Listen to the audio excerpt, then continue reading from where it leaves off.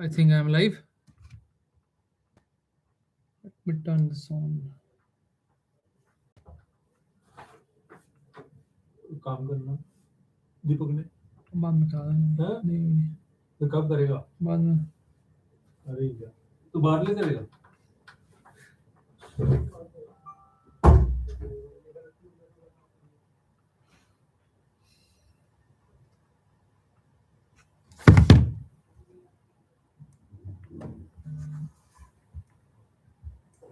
Hello, it's working.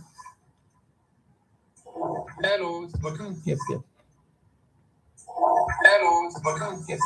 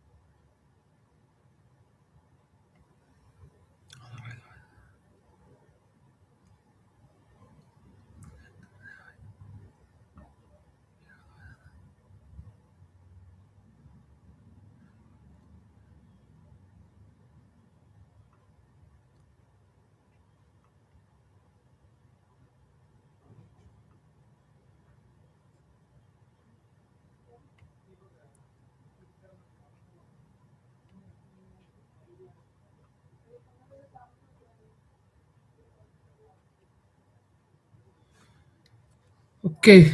Hello everyone. Welcome back. Just let me have a check. The stream is working fine. Yep.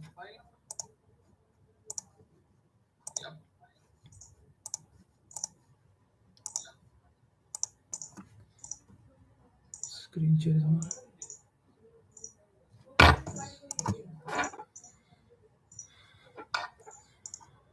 So okay. Now then further delay, let's get started.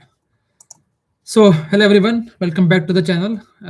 In the last video, we had covered up nearly 31 questions from this particular document which we were discussing about, and let's once again talk about geopolitics. Disclaimer once again, I'm not a geopolitical expert. I'm just someone who loves to talk about geopolitics, and here I am to talk about that once again. So let's get started.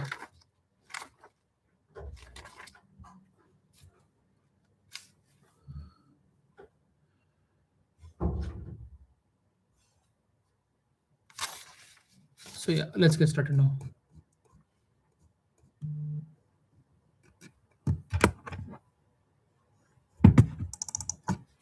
Are international institutions losing their relevance?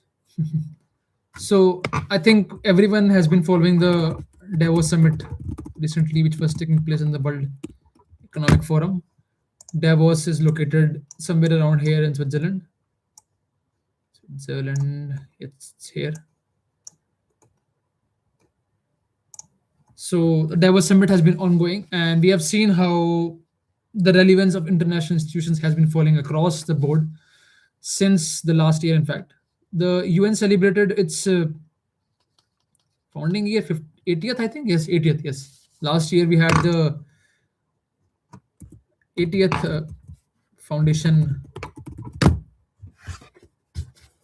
Just a second.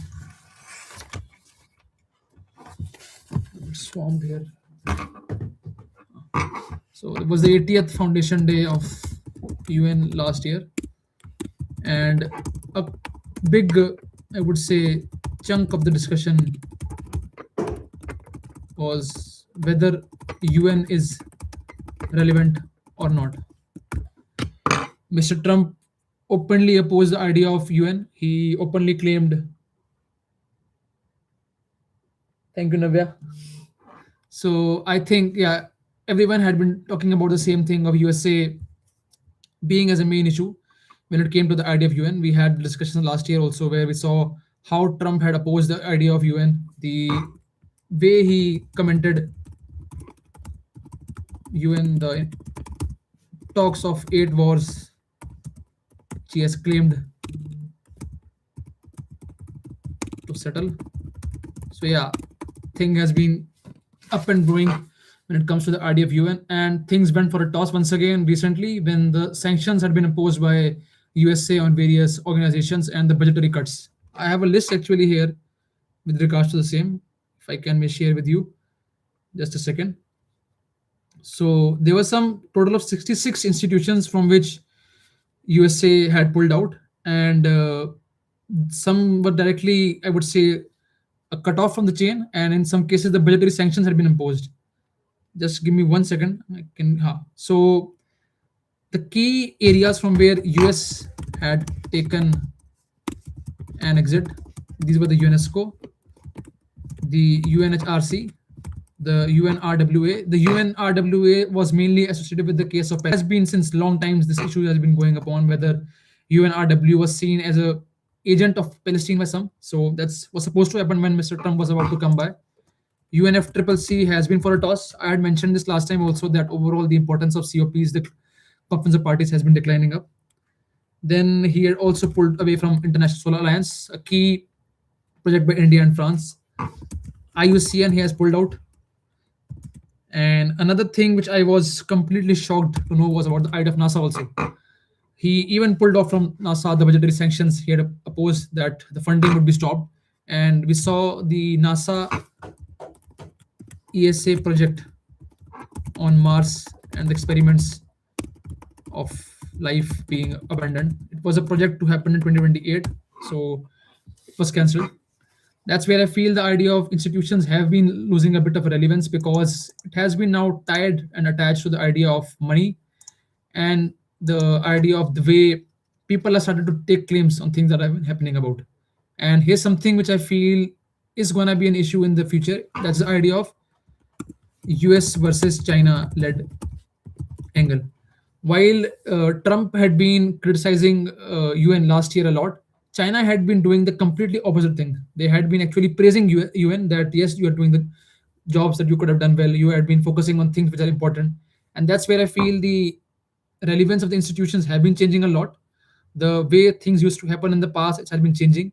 The one who is able to fund them, the one who is able to supply the basic infrastructure to the institutions, they are being much promoted here. I also remember the same thing, the International Seabed Authority. So the International Seabed Authority basically overlooks the idea of the exclusive economic zone, wherein the sharing of the sea outside the area of the territorial borders, this particular 12 nautical mile zone. Let me show you a case here, EZ map. So I think they would have shown here somewhere. Easy limits, maybe then I can show. Yep. So this is how things look about. Apart from the initial baseline of territorial sea, the 200 nautical mile zone extends beyond the initial territorial sea, which basically covers the continental shelf of a country, which is included in the part of the exclusive economic zone. And the deals around the same are controlled by International Seabed Authority. And if I show you countries that are not part of International Seabed Authority. So the major countries which are not part of the International Seabed Authority, it's your dear USA. So when you have the top, I would say countries not being part of such big alliances, how can you expect things to be taken in a good light? So that's where I feel the relevance of international institutions has been failing up. We saw Mr. Trump's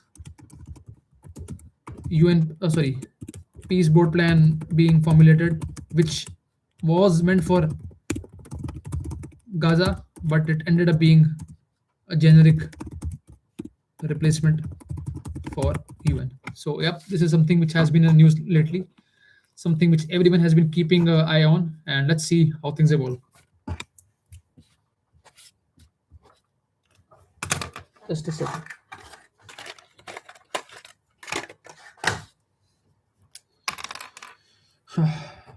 Can multilateralism survive rivalry? I think I had covered this earlier also when I mentioned the idea of can strategic autonomy in general be built up in the today's multipolar world. And I think if I have to give a quick summary for the same, As and when the institutions would keep on, I would say, going up against each other, the idea of multilateralism will go for a toss. We have seen this case building up in the example of NATO. So the rivalry which has been shown, rivalry with respect to the idea of Greenland between EU and, sorry, yeah, EU and America. It's very much visible the way things have been happening up. Multilateralism has been something which was implemented so that the world can become a better place. The idea of trade, the idea of, I would say, diplomacy, and overall safety of the world can be ensured. However, thanks to the way things have been evolving up recently, the multilateralism has gone for a toss. The NATO is up for a shackles. This is going to be shaped down very soon in the case of NATO if things keep on being more and more tense, and we have seen the amplification of that. Quad is something, I won't say the word rivalry, but here, but in general, NATO is something which I see. G20, we saw the way the idea of multilateralism and the institutions have been falling apart. We saw in the case of COP, it was held in Brazil, and if I remember correctly, only 2 to 3 top, I would say, administration people from the side of USA went there. So whenever the case of rivalry starts to increase, whenever the case of animosity starts to build up, multilateralism goes for a toss. So that's for that part. Is military power more important than economic power?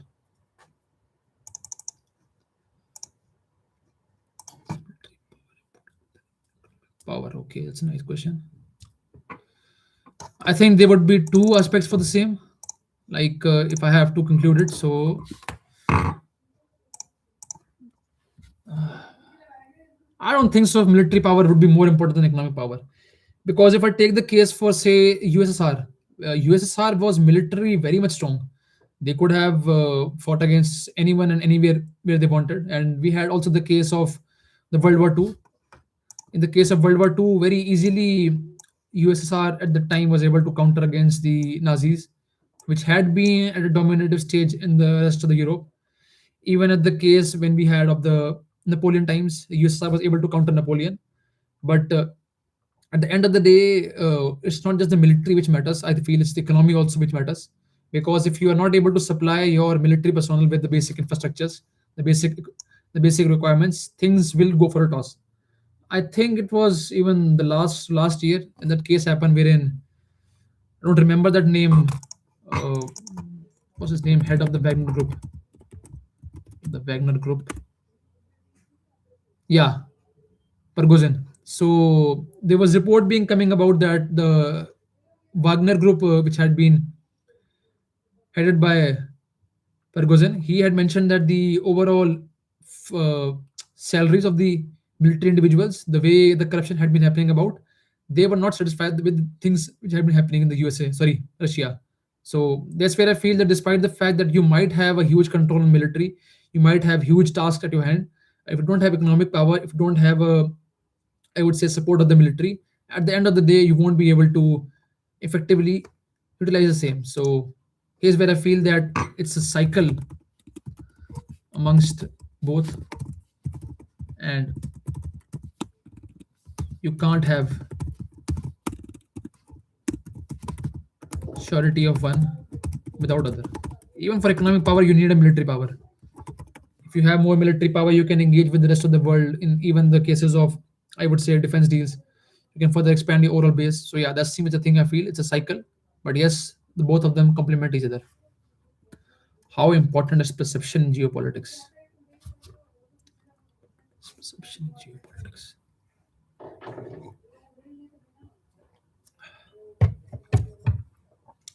That's a nice question.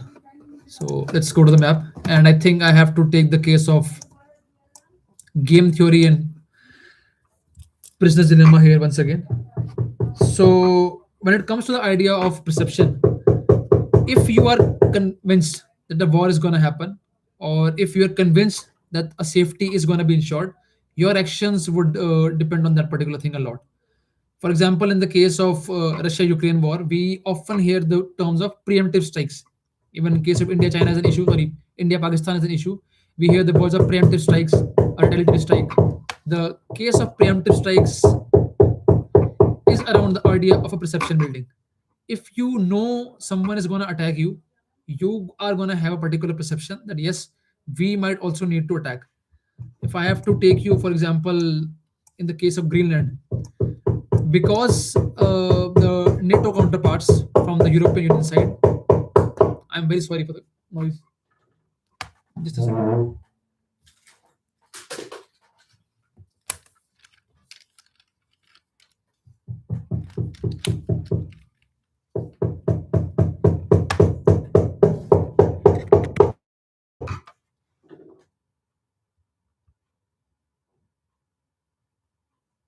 Just a second. Let me check once again. Hello, is it working? Just a second. Let me check once again. Hello, is it working? Yep. Just a second. So yeah, coming back to the idea of perception. So when the European Union leaders knew that there might be a case of Trump and USA playing some foul game in the case of Greenland, they had sent in some of the soldiers there just as a preemptive case, as a perception which they felt that the things are going to go for chaos. Even in the case of the Cold War era, we remember the Cuban Missile Crisis had been positioned. It was a perception that the war might begin, and that's why they were preparing amongst each other for the worst case scenarios. And that's where I feel the idea of perception feels a lot in the case of geopolitics. For example, the case of China. China has the perception, sorry, the world has the perception that yes, China is sooner or later going to attack Taiwan one day or the other. And that's where I feel the angle of perception shapes the idea of geopolitics. Even despite the fact that maybe Pakistan in the future turn gets to become a better country, the world is always going to hold a perception of them being, I would say, a country which supports the idea of hybrid government, where the civilian administration is much more puppeted by the military administration. So that's where I feel the idea of perception in geopolitics matter a lot, where you have a preconceived notions on the way things happen, and based upon that, you choose to cooperate or abstain amongst each other. So that's for the idea of perception in geopolitics. There are really some good questions. I did not expected them to be this nice, but yeah, I'm enjoying it. It's nice to punch above the belt. Coming up next, does technology determine power? 199.99%. I would like to once again go to the map here. So there's this new technology being built up in the case of China with the name of the fractional bombardment system. So the fractional orbital bombardment system, if I have to explain it in very simple terms, if China suppose now goes and drop its missile outside space, they can orbit that particular missile across the globe, and that missile can then, as and when they want, they can slowly start to move it away from the orbit and then send it inside the earth wherever they want to send the missiles. For example, if a war starts to build up between China and USA, they can launch a missile from here. They can keep it orbiting, orbiting, and orbiting, and when they want, wherever they want, they can release the missile. It can enter the orbit and can then attack USA from this side. Why this particular thing matters a lot? Most of the radars which USA used to have, it was during the time of the Cold War era, and those are positioned in the area of Greenland. The fear of Russia used to be that Russia would bomb if any missile, it would come from here. So if the missile is going to come from here, if you have radars in the Greenland area, you can easily counter them. That's the idea where the idea of the Golden Dome comes about. Also, I'm going a bit of tangent here, but I would remember that I have to tell you about the Golden Dome here. So that's where the basic radars used to be. But if in case now a missile is going to travel across the world in an orbit and reach there, what are you going to do? That's where the idea of technology determining the power matters a lot. Now I mentioned the word of dome, so would like to show what I am referring to when I say the idea of dome here and the importance of technology. So this is Golden Dome. It basically looks like I would say a foolproof mechanism wherein they are trying to protect themselves against any incoming missiles or any incoming attacks. That's the idea of tech being used here. Even if you take the example of Israel, everyone knows the way Israel is able to defend themselves whenever the Houthis or the Hamas, or in the case of Iran, starts to attack them. The Iron Dome of Israel gets activated. The tech which they use determines a lot in which they are able to position themselves, and that's the reason why, despite the quantity in which the missiles are launched, they are still very easy able to counteract against the missiles. So that's a very important thing when it comes to the idea of technology. Coming up once again to technology, going one step ahead, there's the idea of the nuclear submarines. If any country has to be potentially, I would say, uh, superpower or in general also be militarily competent, they would need to have the three nuclear, I would say, arsenals in their command. The one wherein they can launch it from the land, the other wherein they could launch it from the air sides, and third wherein they could launch it from the seas. That's where the idea of the nuclear security, the idea of a second strike capability comes about. If you have a nuclear submarine, you can position it anywhere. It would be below the sea for a long, long time. Your enemies won't know where the submarine is currently right now, and as and when you want, you can bring that submarine outside. So that's the thing where I feel technology has been determining a lot when it comes to the idea of powers. Russia has been investing a lot in ice crushers because as and when the Arctic Sea would melt, they would need those ice crushers. I think there must be a photo here of ice crushers machine, Russia, Arctic. So this is how it looks like. They can easily cut across the ice of the Arctic, and this can help them overall increase their resource base. So that's about technology determining power. I have been finally able to cover the first page of discussion now. Okay, just a second.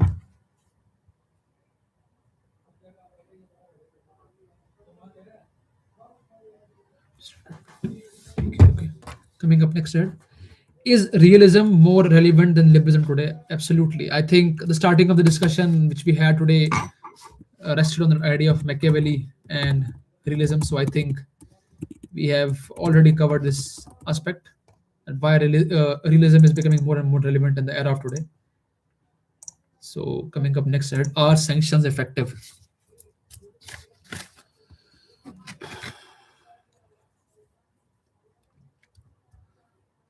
Well, I feel the way USA has played the card of sanctions, the sanctions have been effective.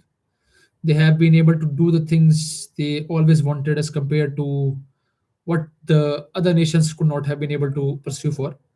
For see, for uh, we were the Indian companies, they were, I would say, forced to take a decision. They were forced to take a deliberation that yes, we have to shift away from Russia and go towards another avenue, else we would have to face the impact of sanctions and the overall consumption and the way that the logistics handle, the overall cost would increase. That's where I feel the sanctions start to become effective. Even in the case of Iran or the case of Venezuela, economically, these countries are very much weak. Chabahar port, which I had mentioned today in the morning, we have not been able to yet construct that port, and not also we have been able to expand further ahead. So that's where I feel sanctions do get effective, but it depends on the country also. Yes, despite the fact that sanctions have been applied, Russia still has been able to steadfastly stand itself. It has been able to oppose whatever issues that have come by their way. So yeah, that's something which I feel when it comes to the idea of sanctions, that these can be effective when your economy is, I would say, less self-sufficient. For example, in the case of China, if China gets applied sanctions, in the initial stages, I feel it will be able to cope up with that because it has some own, I would say, independence when it comes to the idea of resources and the capability it has, the supply chain which it holds in the critical mineral aspects, the economic, I would say, power it holds. That's something which influences the way sanctions can impact you and cannot impact you. So that's the case for sanctions being effective or not. What do I have next? How has Russia-Ukraine war changed geopolitics?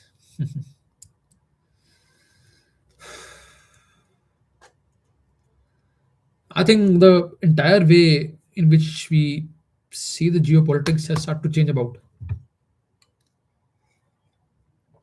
Firstly,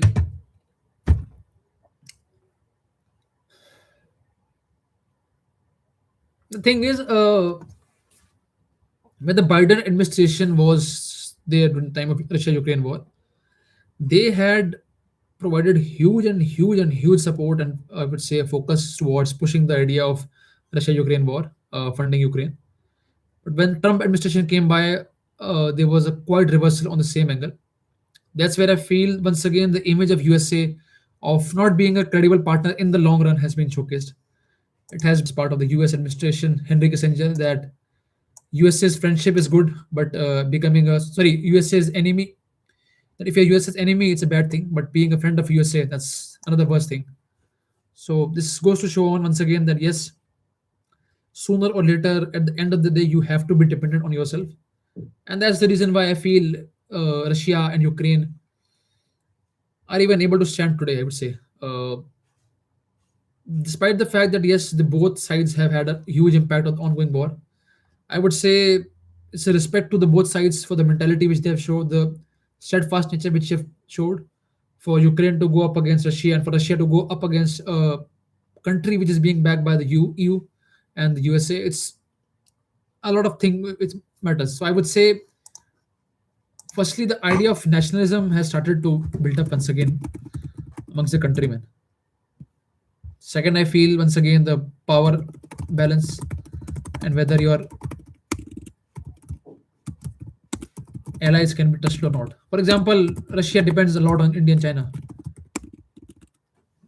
India got the benefits of discounted oil from Russia, and Russia got a supply of, I would say, revenue stream going up. Russia China's friendship kept increasing. Russia also started to expand the its base with other countries. So I would say the way alliances and multilateralism used to happen, it has changed. And also, people have started to speak up against the hypocrisy of European Union.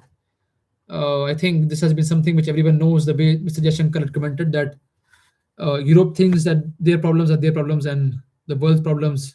Sorry, they think that their problems are the equivalent to the entire world's problem, whereas the world's problem are their own. Yes, the war which started has gone on since long, but if I am not wrong, Europe was also the one who had been importing the Russian cheap minerals and reserves in the initial run up. Just a second.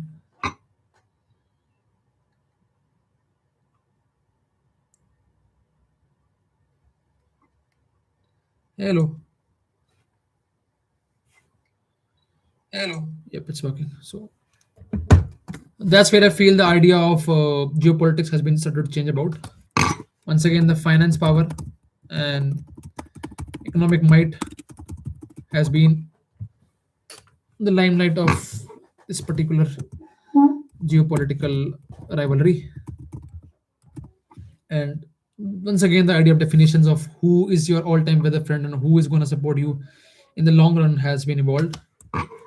I would say failure of UN once again has been shown here to manage up a war. The credibility is at stake once again. Yeah, that's something I feel is going about. And also the sanctions game, I would say. USA has been importing themselves a lot of things from the side of Russia, but still we see the issue of such things keep on going ahead. That's where I feel the idea of geopolitics has been started to change about. People are commenting on the idea of nationalism. People are questioning the system of allies which we used to have in the past. So that's from this particular case. Coming up next ahead, is nuclear deterrence still credible? I've talked about this a lot in the last video also. So just a second. Sorry. Is China India's biggest challenge? Is China India's biggest challenge? Well, I feel yes, that's the case when it comes to India, because, like I mentioned in the morning video also, China has been boxing in India since a long time now. We are not able to, I would say, divert our resources towards the outside world. We are fixated still on, I would say, preserving our resources and managing the issues which have been created by China and Pakistan. So that's where I feel China stands as the biggest hindrance for India. The concept of string of pearls, and then we are trying to counter it by the necklace of diamonds. The way China, I would say, supports Pakistan, the issues of the UNSC, the terrorists being supported by the Pakistan, sorry, the Chinese side when the veto power comes about. That's where I feel China is India's biggest challenge. And if we have to, I would say, grow better, somewhere or the other, we have to have a confrontation, or I would say a direct conversation with China. That if this particular tension, especially around the international institutions and the borders, are not solved, sooner or later it's going to be worse for both the nations. So that's something which I feel. for is China India's biggest challenge? Coming up next ahead, how should India view BRI?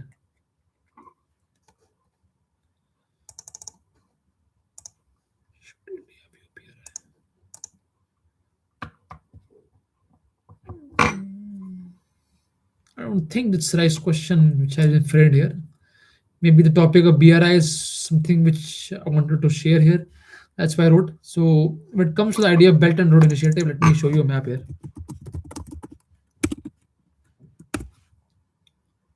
So this is how the idea of the Belt and Road Initiative looks like, and that's where I somewhat feel the issues come to arise for the case of India. Belt and Road Initiative of China greatly hinges on China's ability to, I would say, invest in heavy infrastructure related projects across the world. Their pockets are too deep, and the checkbook diplomacy which they are able to cash in helps them a lot in, I would say, making up deals in critical areas and expanding those particular alliances and partners. That's where the BRI has been expanding up. The issue of CPEC corridor is known to all, and the way China has been expanding across the West Asia and the Central Asia also. That shows how BRI has been a critical element of China's diplomacy. What its impact has been, the way in India, the way in which India wanted to be a credible, I would say, alternative to China in the global south, that has been impacted. For example, we had proposed a multilateral tri-highway between India, Myanmar, and Thailand, but that particular project has been delayed since long. So whenever such delays happens, whenever such commitments do not take place much before the actual time which was expected, it leads to the loss of credibility of a country, and that's where I feel BRI has been able to, I would say, do much better, thanks to once again the idea of our dear friend China. And let's see how. Just a second.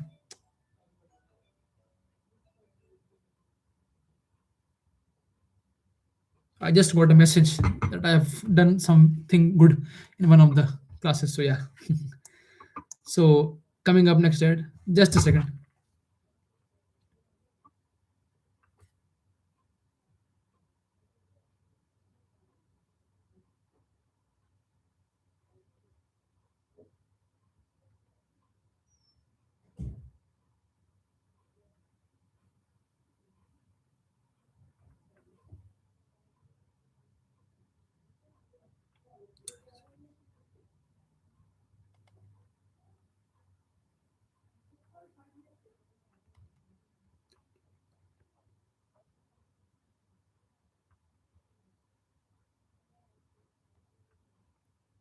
So sorry. There was just a friend who was texting me.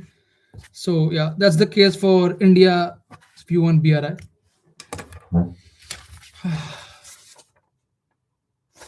Coming up next, Ed. Let's further go. Is Indo-Pacific real or constructed? That's a very nice question.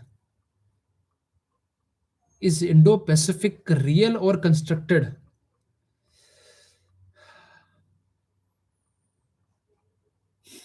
That's a nice question.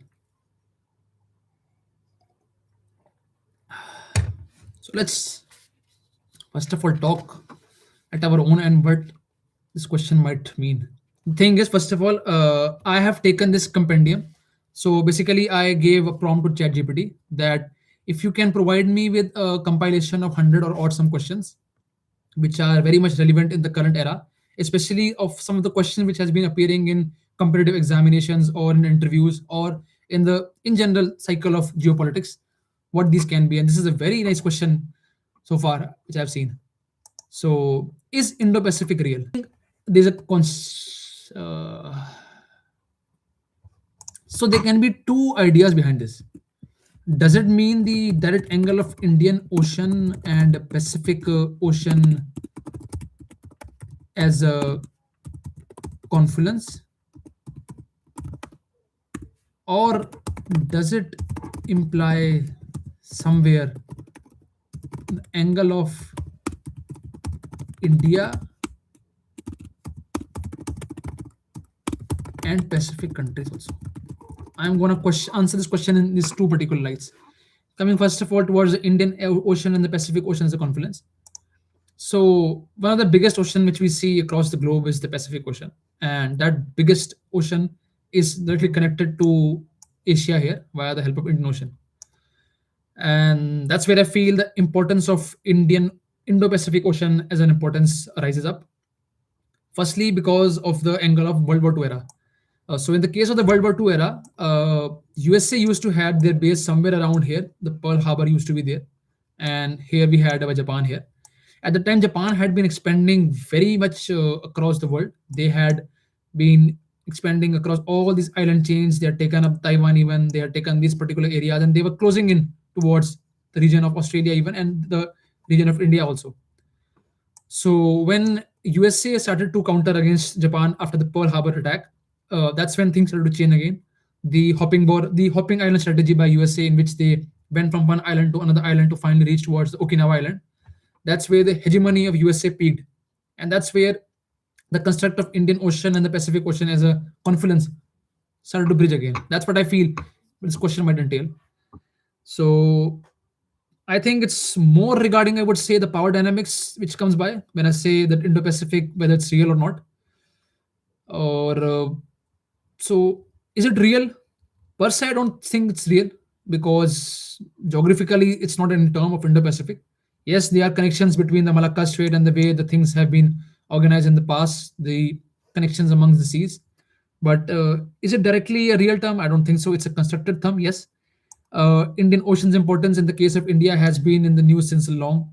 We often have been said that you can't talk about Indian Ocean without talking about India. So India's, I would say, focus towards stability in the Pacific Ocean. That's something which can be included here. Another aspect I feel is the term Indo-Pacific might be more related towards the idea of countering China.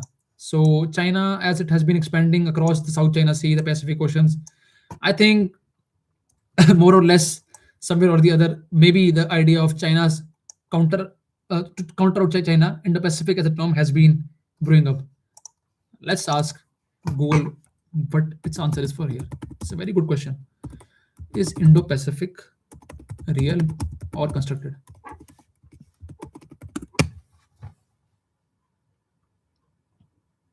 Indo-Pacific is both existing ecological, maritime, and economic reality and a constructed strategic geopolitical concept. While it describes real connected marine region for biodiversity, it was primarily defined in 2010s to link the Indian Pacific Ocean into a single geopolitical framework. Okay, so somewhat we were right here. As a reality, it's a vast connected marine ecosystem spanning from the eastern coast of Africa to the western USA, including the Indian Ocean, western and Pacific. As a construct, it is a relatively new strategic framework used by countries like the US, Japan, and India to manage the regional balance of power, specifically regarding China's influence. Yep, China lives rent-free in the mind of USA a lot. So yeah, the concept emphasizes maritime security, supply chain resilience, and a rules-based order across two nations, replacing the older Asia-Pacific model. Okay, so that's a nice thing. I think I would like to save this here. And yep, it's a fluid definition. So yeah, that's the idea with regard to Indo-Pacific. I got to learn a new thing today. Is Quad symbolic and strategic? We had covered Quad last time a lot. I went a lot on this last time also. ASEAN, yes, we have covered that the issue has been building up and building up. How should India respond in South China Sea matters? That's something also, yes, we have covered up. Is decoupling from China realistic? This is something we had covered up initially. So I can see that. Is decoupling from China realistically? I didn't knew ChatGPT loves China so much. So many questions about China.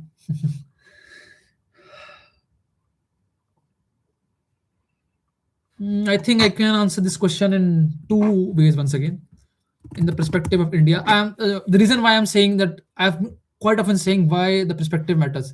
So I was actually undergoing a discussion with one of my seniors recently, wherein they had asked me a question, and they had just said a word, generic word, and I started to speak on that same thing. So they recommended me that whenever you are asked a particular question, and if you feel that the question is a generic question, you should specify them that are you asking for a general case, or are you asking for a specific thing? Because if you start to speak in a generic sense, it's everything in the sun. For example, the case of F1. If I just say F1, I can just speak on everything then from the 1950s era. Everything can start from there, 75 years back. But if I specify that within F1, Red Bull, and then Max Verstappen, the context gets set up.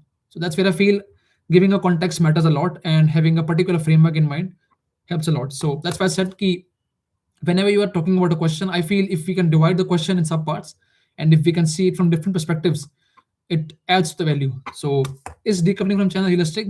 Let's see from the angle of India, then we can see it from the angle of world also, because at the end of the day, uh, India matters a lot to us, and if we can know the case of India only, then can we go towards the world. So coming over same case, is decoupling from China realistic? I would say not at all. See, the thing is,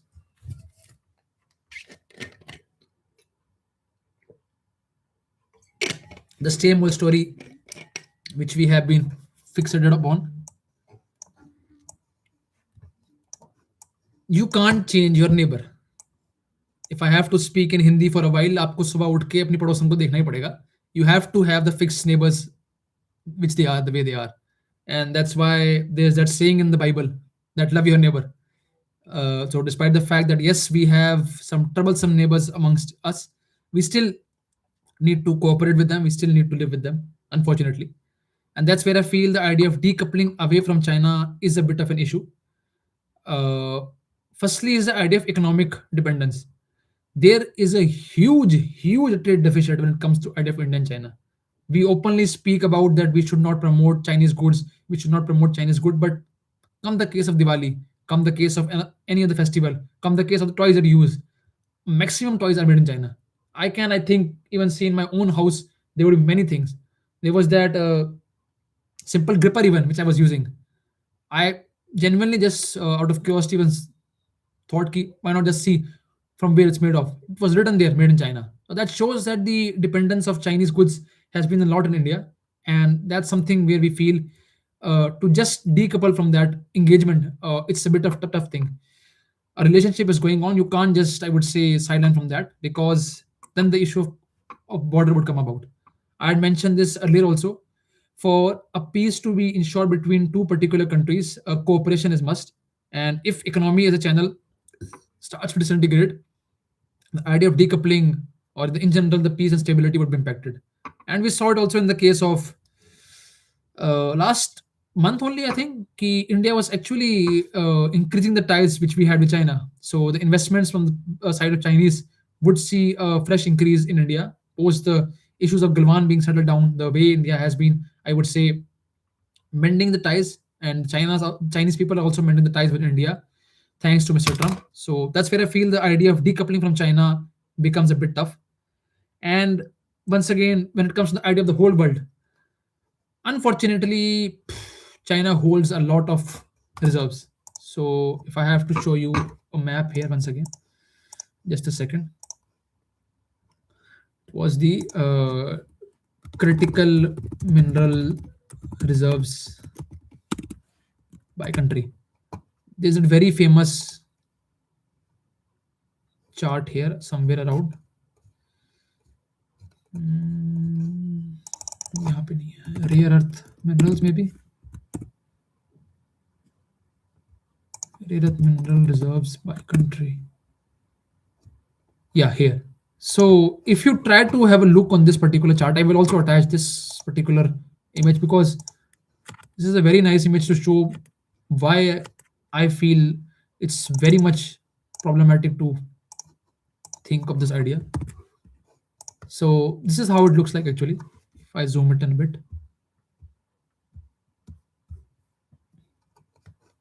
just a second. I think I can show it here. So when it comes to the case of China, this is how the majority portion of the rare earth minerals look like. China holds nearly 37.9% of the world's entire reserves. Post that comes Vietnam, then comes India, then Brazil. But this is not what I want to showcase you. This is what I want to show you. The production activity. Just try to see this graph. So China is at 1,40,000 tons of production. Compare that to USA, it's at 38,000 tons. So nearly a four times difference. So this shows that decoupling away from China is totally unrealistic because you heavily and heavily depend on China when it comes to the idea of reserves. If you even want to the case of, I would say India here, just going once again a bit of sideline. Yes, India has had a huge reserve of lithium recently found in the case of Jammu Kashmir. However, there are two reasons why that particular reserve of lithium won't be feasible for India. First is the idea of environmental impact assessment. To start a process of extraction in the Jammu and Ladakh area, where it's an ecologically sensitive zone, it won't be, firstly, I would say, good for the nature. And secondly, the lithium reserves which we have, they are mixed with dirt there. So the overall cost for purification, the overall cost for, I would say, refinery, that increases a lot. So that's where I feel that India and also other countries face a lot of issue. Just a second.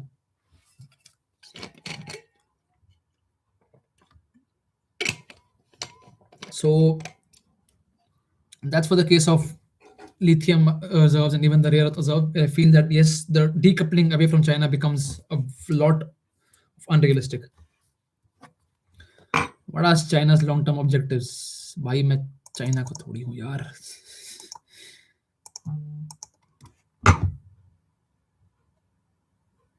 I've received so many questions today from just a second.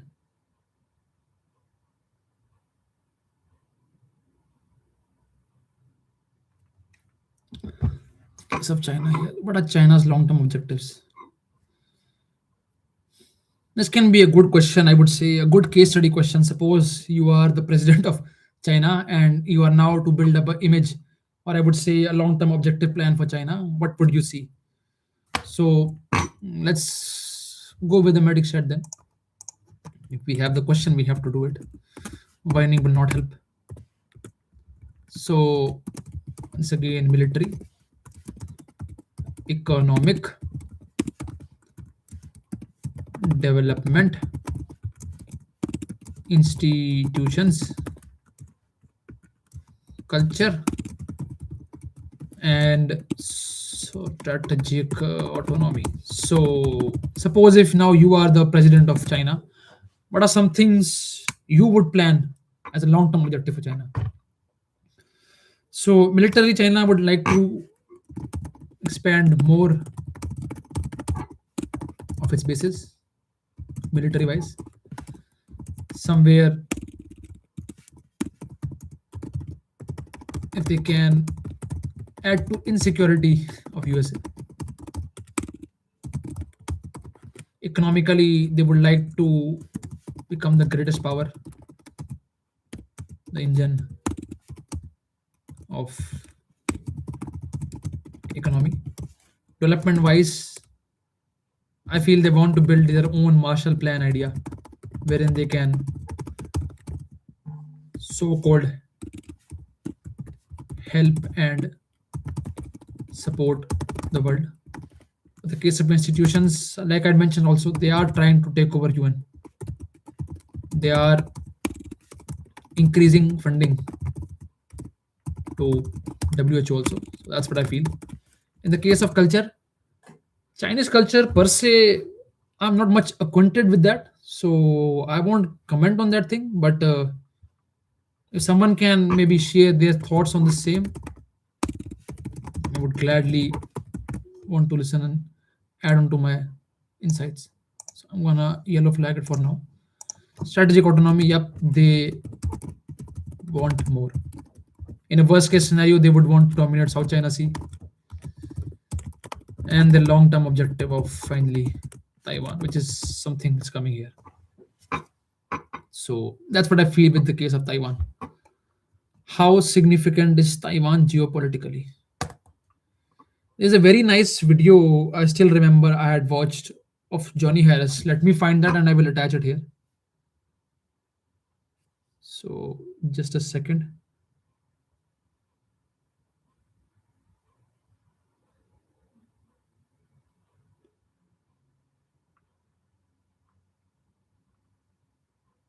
So I think it was a Johnny Harris video. Just let me confirm once. Johnny Harris, Taiwan. It was that recent video. It was a very detailed video wherein they had explained how the trigger of the Cold War could come about. Yep, here's the video.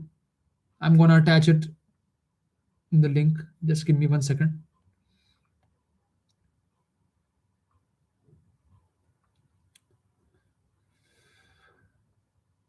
This is question number 50. So we are near half century.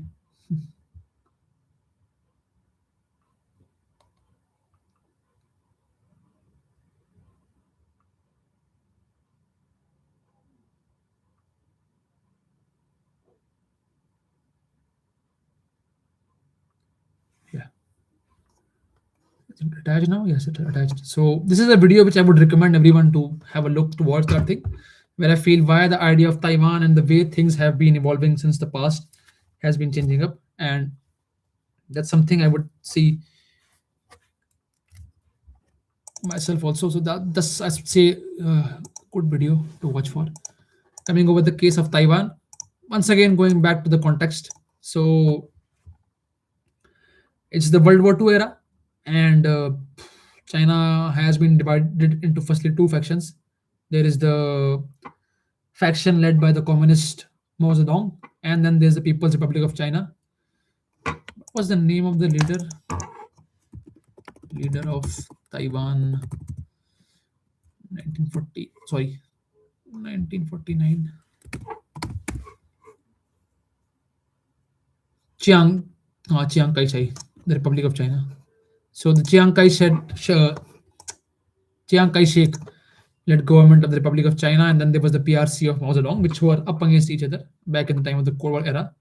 When the Japanese finally left the mainland of China, the PRC and the ROC went against each other, and Mao Zedong was able to push back the ROC from the Chinese main base. And just a second. Chiang Kai-shek with the ROC members, they were forced to reach the island of Taiwan, which was at that time also known as the Formosa Island. So that's where the initial setup of Taiwan came about. Initially, Taiwan was actually considered the real China by USA, but there's a huge story behind that. It would take a lot of time, and I don't think I am the best guy when it comes to explain that thing. So that's why I attached this particular video of Johnny Harris there. It would give you that context. If I have to cut short the same, I would say that USA has had a somewhat confusing ideology when it comes to the protection of Taiwan. There was a time when they said that they would protect them. Then there was another time when they said that they won't protect them. So it's been an on-off thing. Currently, yes, they have promised that if in case China went against Taiwan, so we would go for, I would say, a confrontation. But what would be the actual thing be? No one knows, because if I'm being absolutely realistic, for USA to go against China, on such a huge scale, it would be an issue for the entire world. So that's something which we need to keep in mind.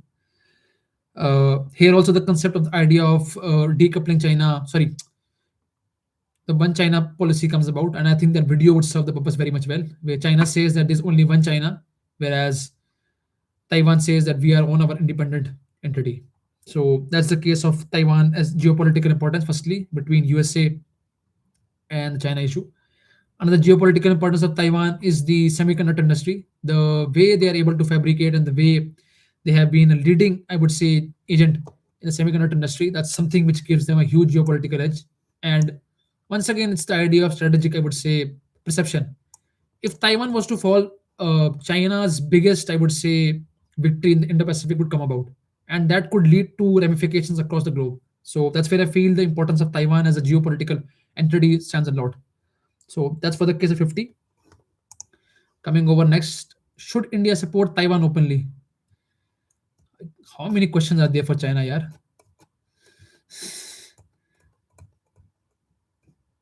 Okay. So here is the thing. Directly, India has not recognized Taiwan as a country, but we are in diplomatic talks with them. We have had our engagements and diplomacy channels with them, and that's where I feel that India has been in sync with the idea of Taiwan. However, once again, our own issues and our own, I would say, challenges force us to not directly take a stance where we can say that India openly supports the idea of Taiwan. So that's what I feel about the idea of India supporting Taiwan here. 51. Can we go in the reverse order now?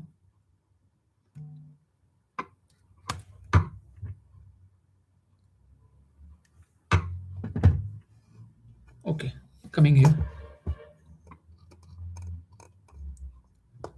How does maritime power shape Asia? I think we have already covered this thing. The issue regarding the Malacca Strait, the power of South China Sea issues, and the way the dominance of China has been seen in the recent past, and even the last time video which I had covered up, that India had been expanding its base in the South Asia. That's very much sums up about this. What we have next is China's rise peaceful.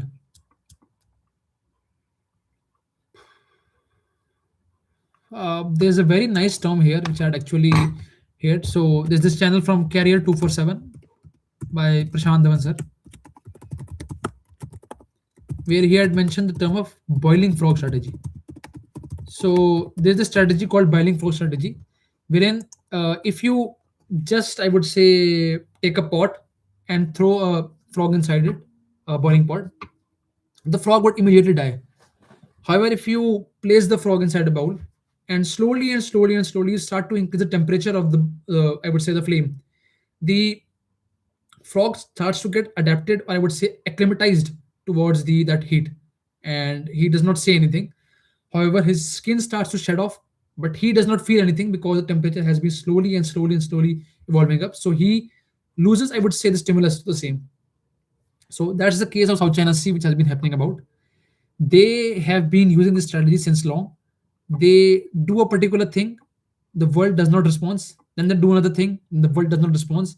And then they do another thing, and then once again the world does not respond. For example, if I go back to here, they took Tibet, no one said anything. They took Aksai Chin, nobody said anything. Now they've started to once again go about the claims of Arunachal Pradesh, their claims of Nepal also, sometimes Bhutan area start to claim. The case South China Sea also. Just a second. So there had been a lot of infrastructure buildup in South China Sea, wherein fake islands were used in the case of showing that their EEZ has been expanded up. We see these islands, infrastructure built up by them, but when this nobody commented anything. Even when China was bullying the Philippines in South China Sea, in the West Philippine Sea area, nobody said anything. So that's where I feel the idea of strategy which they've been following about. It is no way, I would say, peaceful. It has been messy. So many times there has been news that China has conducted air raids or a movement across the airspace of Taiwan. So nowhere in the world China's rise has been peaceful, and it will not be peaceful. So that's the 53rd part. How important is Japan to India? So I think I have to use my notes for this thing. Just a second.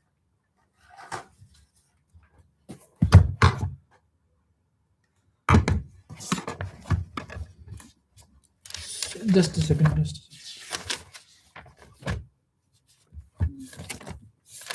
I would also share these notes with you very soon. I would have to. I would take a day or two, but I can easily share them. I have India, Russia covered here. India, Vietnam also, Thailand, Israel, Saudi Arabia, UAE, Qatar, Japan. Yes.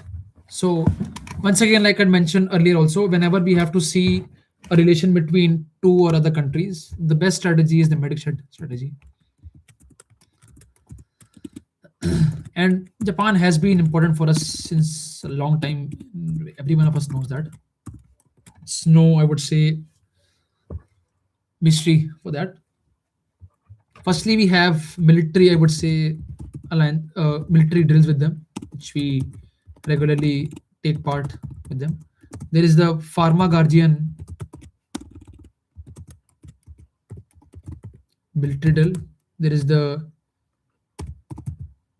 Shinusa Metri Del. I hope I'm spelling it correctly. And then the Jimix one. In the case of economy, we see the trade between the two at a positive light. We even have a comprehensive economic partnership agreement with them, plus a currency swap agreement, which overall is beneficial for both of the nations in the sphere of economy and the way which we are able to deal with each other. Not just about the case of economy, even the infrastructure amongst each other, the sharing of ideas. That's been a very pleasant tale. In the northeast, we have seen the help of Japan. We have seen the case of the bullet train also, in which we have received assistance from them. And I have a quote here wherein it's that Japan is India's largest official development assistance partner. So that shows a lot about Japan. Japan is India's official. My chat, just a second. I want to just see the chat working fine. The chat working fine. Yeah, fine. So coming back again, Japan is India's largest official development assistant partner.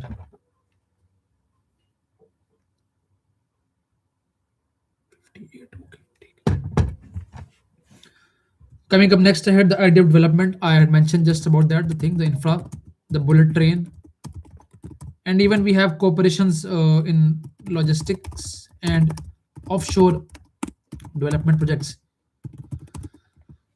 We had a port development in Sri Lanka. Sri Lanka port development by India and Japan.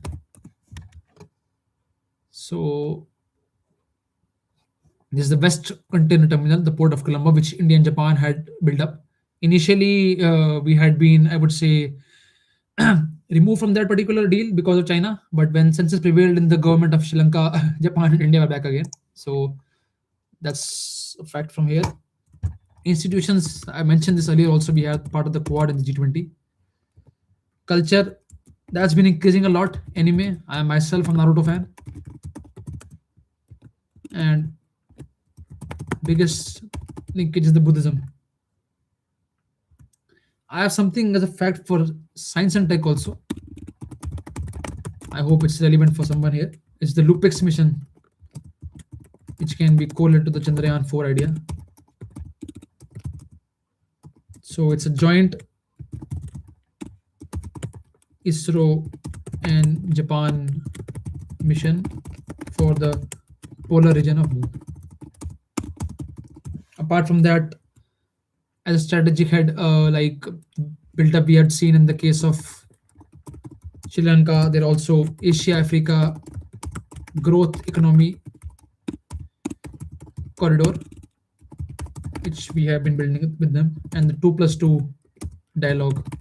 We see the idea of 2+2 dialogue, the External Affairs Ministry and the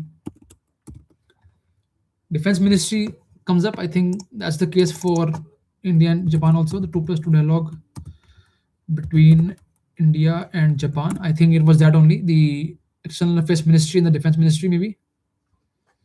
Yep, Foreign Minister and Defense Ministry meeting, yes. That's the case for the 2+2 dialogues. One thing which has been changing in Japan has been the way the politics has been evolving up.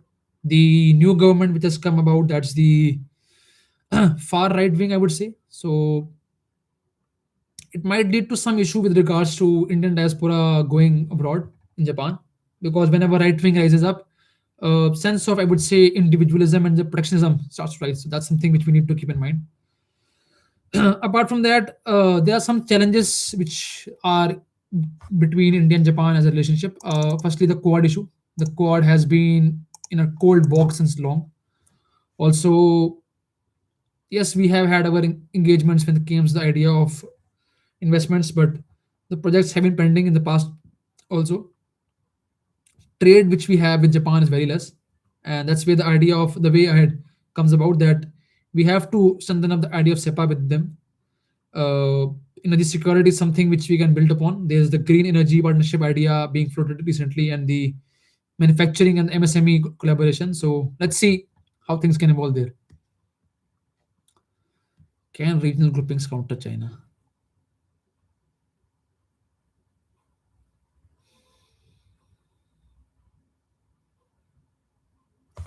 Okay, I have at least covered this particular angle.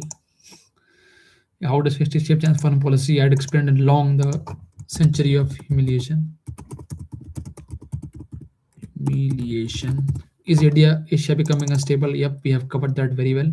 But I think, yes, we have covered that. We have covered the Central Asia aspect also.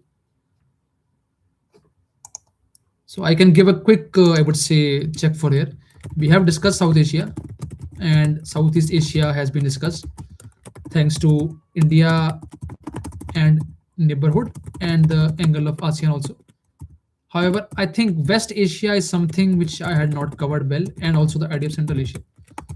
So let me cover that, and I feel then, yeah, let's talk about that then. West Asia and Central Asia.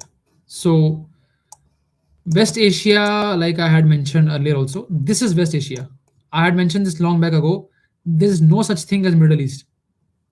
It's a globe, boss. कहाँ बनाओगे middle आप? You can't make a particular middle here. And that's where the idea of the concept that the victors are the one who build the history comes about. So in a Eurocentric map, this is what the middle looks like. I think there would be a map here to show the same. Eurocentric map.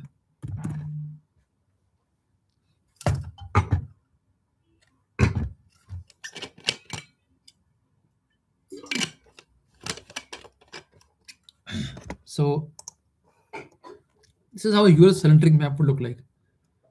This is the entire Europe. There's a line here. So east यहाँ हो गया, west we have it here, and then there comes the idea of middle. So that's where the idea of Middle East as an entity comes about. However, the correct term would be West Asia. And West Asia has been a hotbed of issues a lot.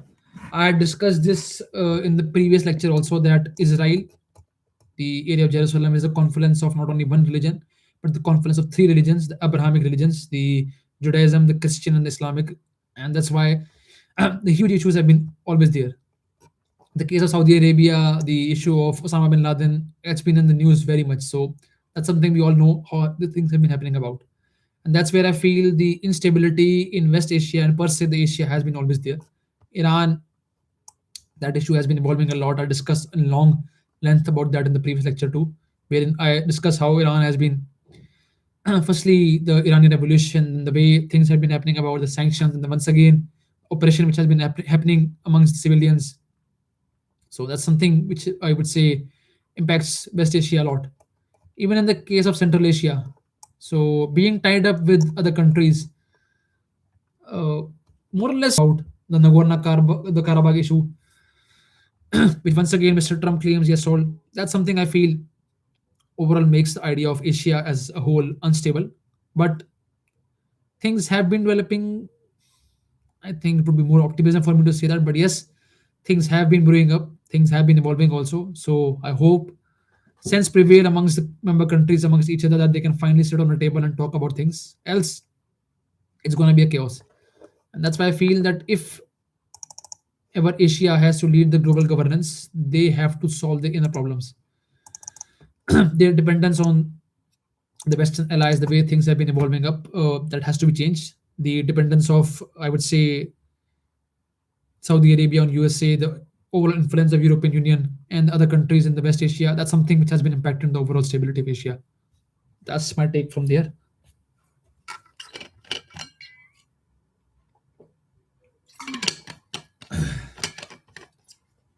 This also we had covered up. Global South, effective is soft power. Yep, that also we have done. Can regional groupings counter China? Okay, that's a good question. Regional groupings counter China. So, what example but would you take to counter here? Would you take the example of Quad here? Would you take the example of BIMSTAC here? or maybe G7. G7 is a regional group, not per se G7, not a group. So suppose I take the example of G7 here. I don't think G7 is a regional group. Is it is a G7 a regional group? I don't think we can call it a regional group. It's a global group. No, G7, like I said. So yeah, suppose I take this particular example, the Quad for the case of Indo-Pacific and BIMSTEC. BIMSTEC, if I have to show, includes the countries of Bangladesh, India, Myanmar, Malaysia, Thailand, Cambodia. Then Nepal is also there. BIMSTEC is also there. Sorry, Bhutan is also there. BIMSTEC. So these are the countries that are part of BIMSTEC. Thanks to Wajiram for this particular map. So India, Nepal, Sri Lanka, Bay of Bengal, and we have here Bangladesh, Bhutan, Myanmar, Thailand. Cambodia is not there. I'm very sorry. Cambodia nahi hai kya isme?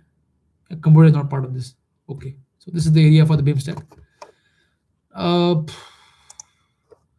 How can they counter China? See, in the case of Indo-Pacific, we can have the angle of trade angle, and we have that. But the thing is, like I mentioned, Quad has been toothless. There has been a fallout in the past. India doesn't engage in military and confrontation-led alliances.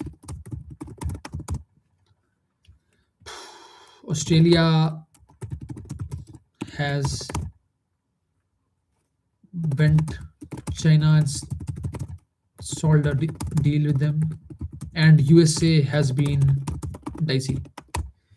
So that's where I feel that though Quad was set up as a counter to China, but they have not been able to showcase them for the same. The case of BIMSTEC, you have the countries of Bangladesh, you have the countries of Nepal, you have the countries of Bhutan, you have the countries of Thailand. India, I'm not including here because we know about India's role here. So Thailand, Myanmar. Am I missing any other? Nepal, Bhutan, Bangladesh, Myanmar, Thailand, Sri Lanka. Yep. So I feel it to be very tough for India, for the arena group to counter them. Bangladesh has been warming up to Pakistan and China. Nepal has have their own stability issues. Bhutan does not like to engage a lot when it comes to the idea of diplomacy and in general the idea of a confrontational basis. Thailand could be in the sense that Thailand is a partner and ally of USA.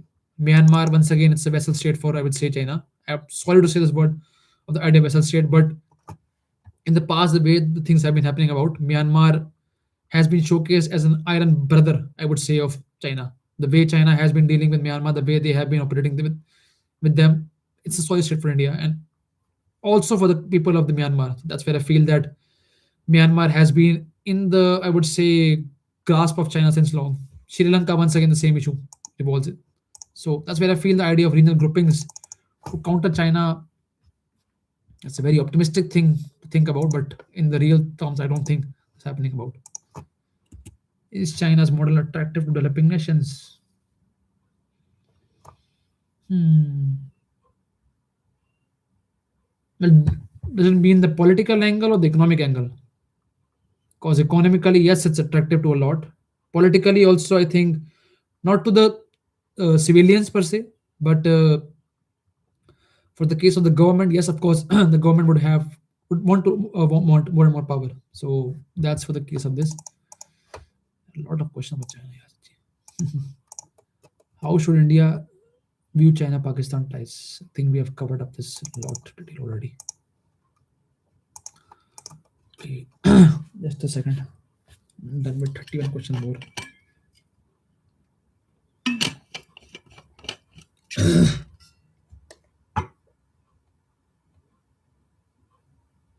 Give me 2 seconds. I will fill up my water again. Just 2 seconds.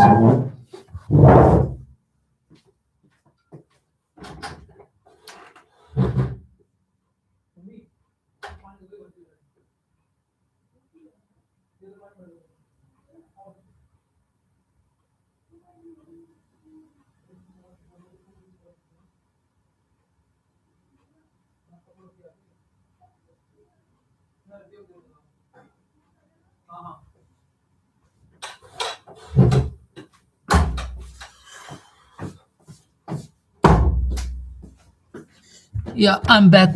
Just let me check the stream is working fine.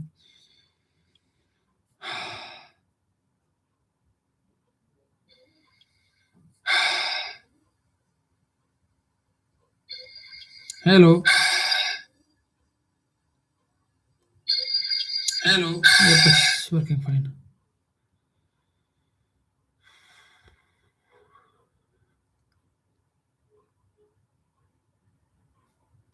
Okay, yeah. So starting up again. Can development diplomacy replace traditional diplomacy?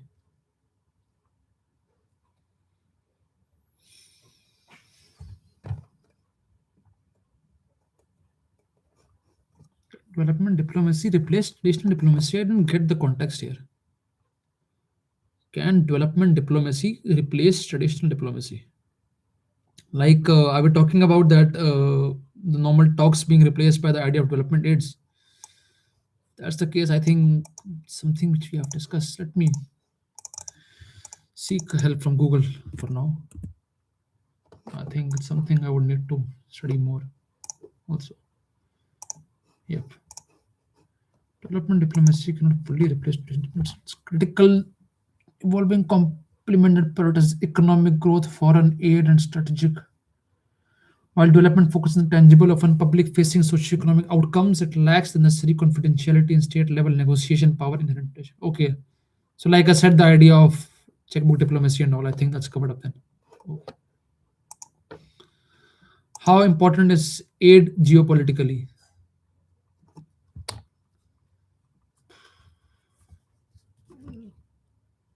Yeah, I think we can build a context here.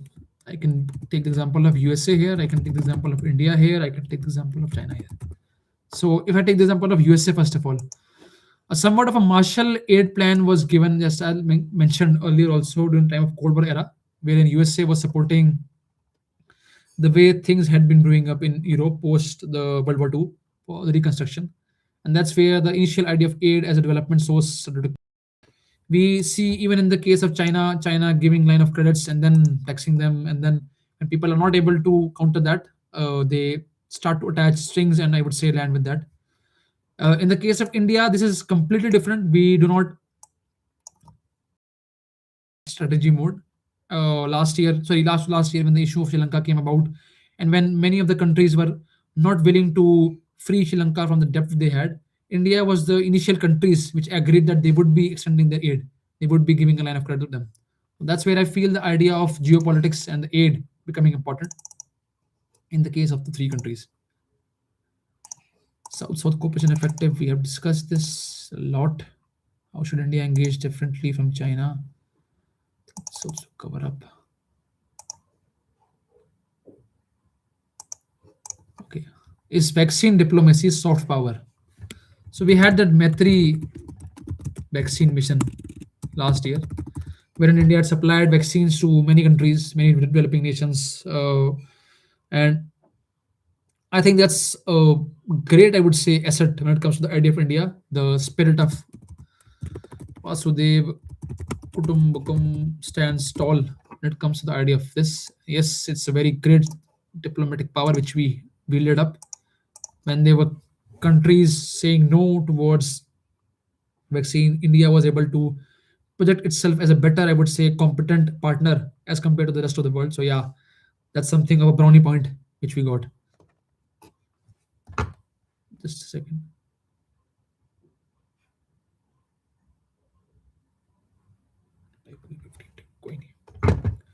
Do culture and civilization matter geopolitically? Yes, I think we have discussed this a lot.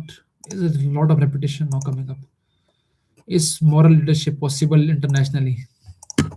I think Machiavelli and realism as a word has summed up a lot this discussion.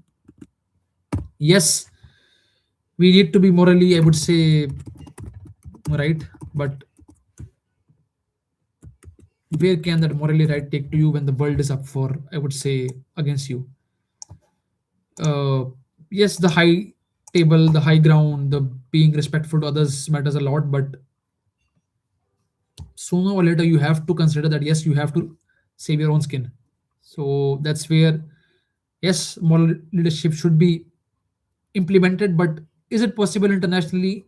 I don't feel it is possible, mainly because of the strings attached to the economy and the issues. So yeah, if someone has any some comments on this particular question, I would love to hear the thoughts. Love to hear the thoughts.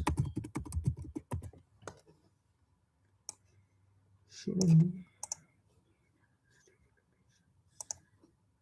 Okay, coming up next ahead.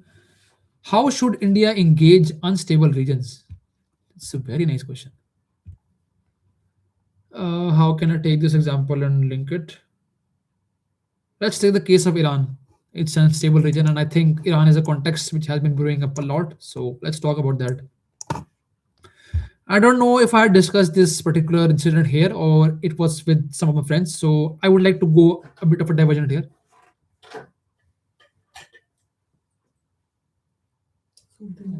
Just a second. So coming to the case of Iran, we have to go back a bit in past when the Shah of Iran used to rule Iran. So at that time, Iran was, I would say, very much in friendship with USA. It was an open country. Capitalism used to thrive here. Industries was set up here. There was McDonald's here, and the rights which women used to have back then was immense. They were able to dress and wear accordingly they wanted. They could visit beaches. They could go for the education route also. There was a certain section within Iran which was, I would say, much inclined towards the idea of the core Sharia law, wherein they didn't like the intervention of USA within, they didn't like the way the culture had been evolving up.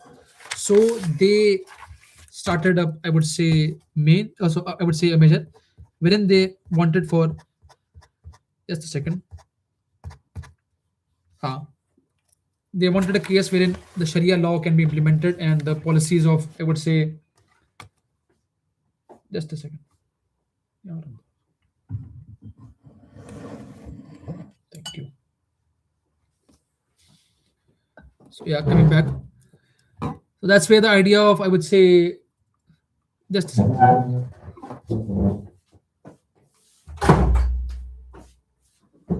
Yeah, coming back. So that's where the idea of, I would say, the Iranian revolution start to build up more and more, and we saw how things had been came about 1972. I think was the date for Iranian revolution. Iranian revolution 1979. Sorry. So yeah, that's when the 1979 Iranian revolution took by, and Ayatollah Khamenei replaced the Shah of Iran, and the principles and the way the Iran started to build up followed the idea of a core, I would say, Islamic law. This was, I would say, not seen good in the eyes of USA because they technically lost a key ally, the Shah of Iran, and they saw it as their own, I would say, diplomatic failure. Sanctions were imposed. Things kept on getting messier and messier when even Iran started to build up the nuclear, I would say, installations or in general the military infrastructure.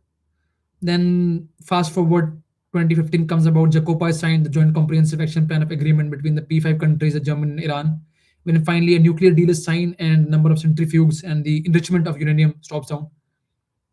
But then once again, 2019 comes, the sanctions start when Mr. Trump comes by, and the loop keeps on going, where it's a churn of events. I would say the churn of events have been repeating and repeating, and the current state is that last year we had the case of Iran being bombed by USA, and the inflation and in general the lifestyle of people has been impacted a lot because of the way things have been happening in Iran. And whenever people are frustrated, whenever people's demand are not met, anger boils up, and people always hit the streets, and that's what happened in the case of Iran. So now coming back to the case of how should India engage in unstable regions. See, we have to see first of all our own geopolitical, I would say, benefits. uh, you can't just abandon Iran as a whole because India has had, I would say, good ties in general with the region of Iran. The Chabahar port case, the exports, the imports which we used to get from the oil, and in general, this region is a very important region. The Persian Gulf, the Gulf of Oman, Dubai is here, UAE is here, and there's some key allies which India has, key partners which India has. So if something goes wrong in Iran, its ramifications would not just exist in Iran, it would exceed the borders and it would impact the other countries also. Like Iran had threatened in the past that if issues against them start to increase, they would choke the Persian Gulf area. So that's where I feel that yes, despite the fact that we should not, I would say, per se, go and directly intermingle in the strategic autonomy or the decision of another country, but we can't just sideline also because we have our own strategic importance here. At the end of the day, we are still in talks with Afghanistan, the Taliban area, because we have our own strategic investments there. And we need to ensure that the initial issues which we had back in the past do not repeat. And to counter against Pakistan, we have to go and have a bit of, I would say, connection with the Taliban still. So that's where I feel the idea of India, I would say, engaging with unstable regions comes about. Just a second.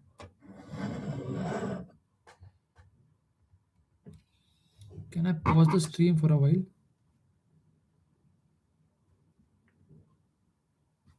Stop sharing. Stream. So I think I would go for a bit of a pause. I don't know how to pause the stream. So I think I might have to end the stream for now. For now, I think we have covered 40 or more odd topic just now. I think we are left with 30. Maybe I can cover it today itself, or I see I can keep a date tomorrow for that. Anyways, thanks a lot if you have been engaging with the stream. It's nice to talk on geopolitics with people in general across the world. So yeah, thanks a lot if you are someone who had been watching the stream. It's really appreciated. My capacity to speak English has started to decline now, so I would catch soon with you again with more of these topics. I think I'm left with 30 odd topics, so maybe 1 hour, 30 minutes more, I would say, stream I would take. So yeah, let's see. Anyways, thanks a lot. See you soon. Take care. Bye bye.